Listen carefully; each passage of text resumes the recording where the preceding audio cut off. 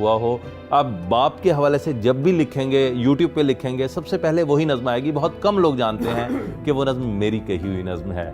अजीज तर मुझे रखता है वो रगे जान से। मैंने अपने पेज पे लगाई।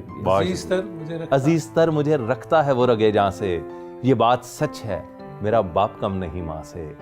वो माँ के कहने पे कुछ रोब मुझ पे रखता है, वो माँ के कहने पे कुछ रोब मुझ पर रखता है, यही वजह है मुझे चूमते झिझकता है। क्या अच्छा है, वाह वाह। वो आशना मेरे हर कर्ब से रहे हर दम, जो खुल के रो नहीं पाता मगर से सकता है।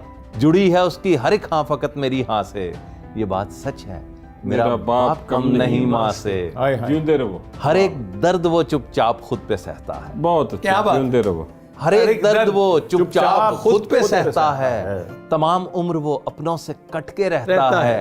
वो लौटता है कहीं रात देर को, दिन भर वजूद उसका पसीने में ढल के बहता है।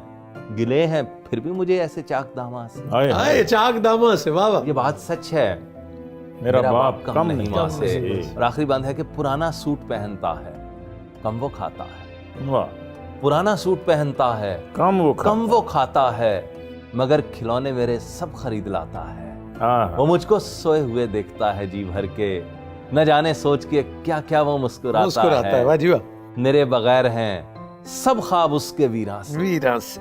ये बात सच है मेरा बाप कम नहीं। वाह वाह।